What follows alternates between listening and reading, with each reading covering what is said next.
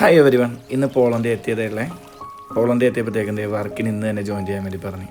ഒന്നും നോക്കിയില്ല, നേരെ ഡ്രസ്സ് എടുത്ത് അങ്ങോട്ട് പതുക്കെ അങ്ങോട്ട് പാക്ക് ചെയ്യാൻ വേണ്ടി തുടങ്ങി.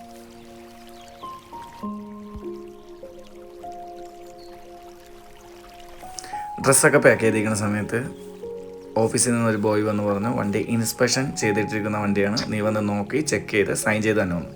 പിന്നെ നേരെ വണ്ടിയുടെ അടുത്തേക്ക് പോയി. വണ്ടിയുടെ അടുത്ത് പോയി വണ്ടിക്ക് ഡാമേജ് എവിടെയെങ്കിലും ഉണ്ടോ, ഉള്ളിൽ ക്ലീൻ ആണോ, എല്ലാം നോക്കണം. അത്യാവശ്യം ഐസൊക്കെ പിടിച്ചിരിക്കുന്നുണ്ട്, മൈനസ് ടെമ്പറേച്ചർ 4 ഉണ്ട് ഇപ്പോൾ. നേരെ വണ്ടിയുടെ അകത്ത് കയറി എല്ലാ ഭാഗങ്ങളും അഴുക്കൊക്കെ കൊണ്ടുവന്ന് ചെക്ക് ചെയ്ത് നോക്കി. ദെൻ ഇതൊക്കെ സൈഡൊക്കെ സ്റ്റോറാണ്. പിന്നെ ഇതൊരു ചെറിയ ഫ്രിഡ്ജാണ്, അതിൻ്റെ അകത്ത് തന്നെ ചെറിയൊരു ഫ്രീസറുണ്ട്. സൈഡിലും നമുക്ക് അത്യാവശ്യം സാധനങ്ങൾ വെക്കാം, അറ്റത്ത് ഫ്രീസറിലും വെക്കാം. ദെൻ ഞാൻ ചെക്ക് ചെയ്ത് നോക്കിയപ്പോഴത്തേക്കും കുഴപ്പങ്ങളൊന്നുമില്ല. ദെൻ പിന്നെ പോയത് നേരെ ഗ്യാസ് റീഫിൽ ചെയ്യാൻ അവിടെ ചെന്നപ്പോഴത്തേക്കും ആളില്ല. 10 മിനിറ്റ് വെയിറ്റ് ചെയ്യാൻ പറഞ്ഞു. ഞങ്ങൾ വെയിറ്റ് ചെയ്തു. ദെൻ ആൾ വന്നു.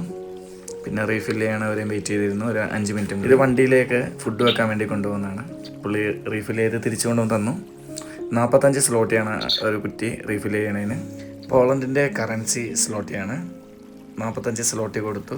ദെൻ ഞാൻ പിന്നെയും പോവുകയാണ് ഈ സൂപ്പർ മാർക്കറ്റിൻ്റെ പേര് ബെദ്രോങ്ക എന്നാണ്. ഈ സൂപ്പർ മാർക്കറ്റ് പോളണ്ടിൽ ഓൾമോസ്റ്റ് പ്ലേസിലും ഉണ്ട്. ഒരു വലിയ സൂപ്പർ മാർക്കറ്റാണ്. മിക്കവരും ഇവിടെ വന്നാണ് പർച്ചേസ് ചെയ്യുന്നത്. കാരണം അത്യാവശ്യം നല്ല ഓഫർ കാര്യങ്ങളൊക്കെ ഉണ്ടാകും.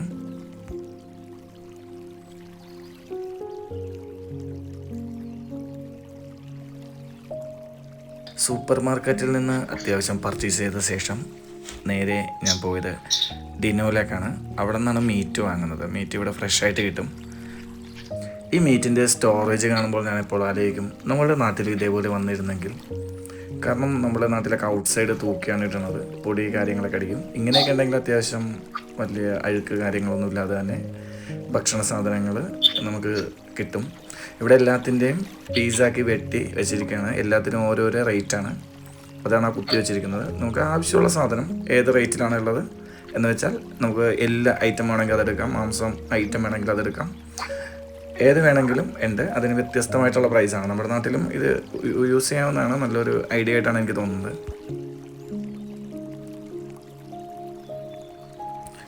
പർച്ചേസ് കാര്യങ്ങൾ എല്ലാം ചെയ്ത് കഴിഞ്ഞ് നേരെ ബേസിലെത്തി. ബേസിലെത്തിയപ്പോഴത്തേക്കും എനിക്കൊരു ചെറിയ വർക്കുണ്ട്. ടുഡേ ഇവിടെ തന്നെ വർക്ക് ചെയ്യാൻ വേണ്ടി പറഞ്ഞു. നാളെ തൊട്ട് ഔട്ട് സൈഡ് 2 വീക്സിലേക്ക് പോയാൽ മതി എന്ന് പറഞ്ഞു. ദെൻ നേരെ കാറ് കൊണ്ടുവന്ന് പാർക്ക് ചെയ്തു. ദെൻ ഒരു ട്രക്കും എടുത്തിട്ട് ട്രെയിലർ കണക്ട് ചെയ്യാൻ വേണ്ടി പോണേണ്. ട്രെയിലർ ബേസിൽ നിന്നൊരു 15 കിലോമീറ്റർ അകലെയാണ്. ജർമ്മൻ ബോർഡർ 15 കിലോമീറ്റർ മാറിയപ്പോൾ തന്നെ ഈ ഡിഫറൻസ് എനിക്ക് മനസ്സിലാക്കാൻ വേണ്ടി പറ്റും. ഞാൻ നിൽക്കുന്ന അടുത്ത് ആദ്യം കണ്ട സ്ഥലത്ത് ഇത്രയും സ്നോഫോൾ ഉണ്ടായിരുന്നില്ല. പക്ഷേ ബോർഡറിൻ്റെ അടുത്ത് വന്നപ്പോഴത്തേക്കും ഭയങ്കര സ്നോഫോളാണ്. മേഘം താഴ്ത്തിറങ്ങി കിടക്കുന്ന പോലെ തോന്നും നമ്മൾ റോട്ടിൽ കൂടിയൊക്കെ നോക്കുമ്പോഴത്തേക്കും. സംടൈംസ് ഇവിടെ വണ്ടി ഓടിക്കുമ്പോഴത്തേക്കും ഈ ടൈമിങ്ങിൽ നമ്മൾ നോക്കിയില്ലെങ്കിൽ കണക്ട് ചെയ്ത് എനിക്കിവിടെ ഇതാണ് എൻ്റെ കമ്പനി ബേസിലേക്ക് പോകണം. ഞാൻ കണക്ട് ചെയ്ത് ട്രെയിലർ കണക്ട് ചെയ്ത് റിട്ടേൺ ബേസിലേക്ക് തന്നെ പോരുവാൻ ആരംഭിച്ചു. സ്നോഫോൾ ഓവറായിട്ട് ഉള്ള ടൈമുണ്ട്. നമ്മളെപ്പോഴും റോഡിൽ കൂടി പോകുമ്പോഴത്തേക്കും നിങ്ങൾക്ക് കാണാൻ വേണ്ടി പറ്റും. ഈ ട്രക്കുകൾ പോയത് കൊണ്ട് ഈ 2 ലൈൻ അധികം സ്നോഫോൾ ഇല്ല. കാരണം ആ ഭാഗത്തുകൂടി എപ്പോഴും ട്രക്ക് പോയിക്കൊണ്ടിരിക്കുന്നതാണ്. എപ്പോഴും മാക്സിമം ആ ഭാഗത്താണ് നമ്മളെപ്പോഴും കീപ്പ് ചെയ്ത് പോവുള്ളൂ. അങ്ങോട്ടും ഇങ്ങോട്ടും അധികം മാറ്റമൊന്നും വരാത്ത വിധത്തിൽ ചെറിയ റോഡായിരിക്കും ഇവിടെ മാക്സിമം. ഇവിടെ എല്ലായിടത്തും അതേപോലെ തന്നെയാണ്. നമ്മൾ ഓടി ഒരു ബിൽഡപ്പ് ഏരിയയിലാണ് എത്തിയത്. ബിൽഡപ്പ് ഏരിയ എന്ന് പറഞ്ഞാൽ വീടുകളൊക്കെ അധികം ഉള്ളതാണ്. ആ ഭാഗത്ത് നമുക്കൊരു ചിഹ്നമുണ്ട്. ഇവിടെ ബോർഡ് നിങ്ങൾക്ക് കാണാൻ വേണ്ടി പറ്റും, വെള്ളയും ബ്ലാക്കും. അത് ബിൽഡപ്പിൻ്റെ ചിഹ്നമാണ്, ബിൽഡപ്പ് ഏരിയയുടെ. ഇവിടെ 50 കിലോമീറ്റർ സ്പീഡിലേ പോകുമ്പോൾ അവിടെ ബോർഡ് ഉണ്ടാവും. അതേപോലെ തന്നെ ഇവിടെ ഡിക്റ്റേറ്റ് ചെയ്യണ മെഷീൻ ഉണ്ട്. അത് ഓട്ടോമാറ്റിക് എൻ്റെ സ്പീഡ് കാൽക്കുലേറ്റ് ചെയ്യുന്നതാണ്. കണ്ടോ, 43, 42 നമ്മൾ സ്പീഡ് കുറക്കണമനുസരിച്ചിട്ട്. ദെൻ അതൊക്കെ പാസ് ചെയ്തു. ഞാൻ തിരിച്ച് എൻ്റെ ബേസിലേക്ക് എത്തി. എൻ്റെ ബേസ് ഷെപ്പിൻ എന്ന് പറഞ്ഞുള്ള സ്ഥലത്താണ്. ഞാൻ എവിടെ നിന്ന് വണ്ടി എടുത്തു അവിടേക്ക് തന്നെ ഞാൻ റിട്ടേൺ എത്തിയിരിക്കുകയാണ്.